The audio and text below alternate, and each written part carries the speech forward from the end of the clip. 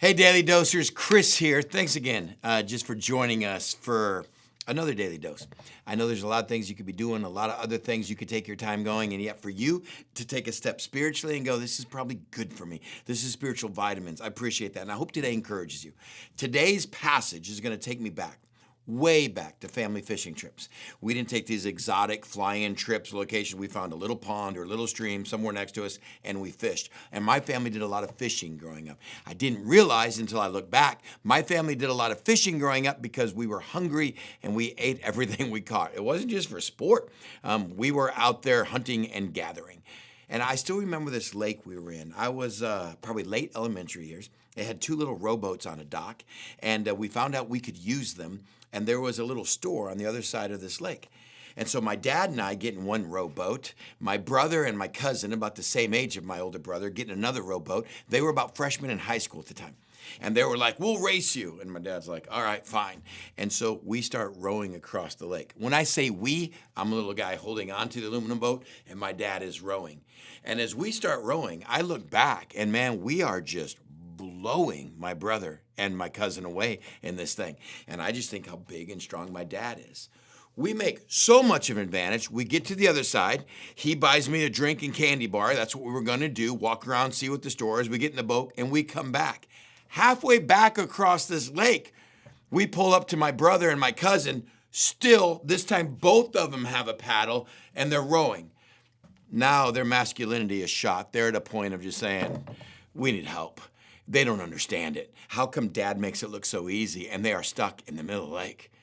And my dad, without skipping a beat, when my brother finally pleads and asks for help, my dad looks back and he points at the back of the boat and he goes, you may want to pull that rope up. Your anchor's attached to it. And then my dad just kept rowing. I was laughing so hard. And it wasn't until we got far away. I go, did you know that the whole time? And he's like, I knew that when we left the dock. And I'm like, why didn't you say anything? And he goes, because those guys thought they were going to race us across the lake and back. They need to learn a little lesson in humility. I just thought it was the funniest thing ever. I look back out in the lake. My brother and my nephew are pulling up this rope. It's got one of those little concrete buckets attached to it that now has so much weeds and stuff around it because they've drug it for about 300 yards. And it's always been a favorite fishing memory of mine. So Chris, why are you starting today with a fun family story about fishing? Because Jesus' last words to his disciples are all about following, and yet what are you towing behind? Jesus has already died on the cross and risen. He's already completed all the prophecies. He's already fulfilled everything the Old Testament has led up to.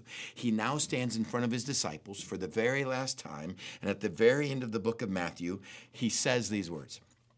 You see, the 11 disciples went to Galilee, to the mountain where Jesus had told them to go. And when they saw him, they worshiped him. Some still doubted, and Jesus came to them and said, all authority in heaven and on earth has been given to me. Can you imagine them hearing that statement? For 3 years, they saw of his miracles. For 3 years, they heard the power of his teaching. For 3 years, they've watched what he could do. And now he says, all power and authority on heaven and earth. He goes, man, if you thought I was doing something then, now that I've died and risen again, I've been given all power, all authority from earth and heaven. And I bet the hair on the back of their neck stood up. What are you going to do with it? And he says this, therefore, you go and make disciples of all nations. Baptize them in the name of the Father and of the Son and the Holy Spirit, and teach them to obey everything that I've commanded you. And surely I am with you always, even to the end of the age. He goes, I can do everything. So here's what I do. I send you. Go make disciples. What are disciples? Just followers. In my name, let them die and surrender to me. Let them have new life and teach them everything I commanded so that you can follow. We use this Christian word disciples. What's it mean? Simply a follower. We're followers of Jesus. But I wonder how many of us, though, we're following, but we're just dragging our anchors. We're followers, but there seems to be no momentum, no speed. We're not getting anywhere in our Christian life because part of following is leaving behind. Part of following is saying, I'm cutting off the lines, the anchors of my old life because I can't follow dragging that with me. I just want to encourage you as we start a whole new week on discipleship, lean into it and ask yourself, not just where am I going, but what am I still holding on to and what ropes I need to cut. That's being a follower.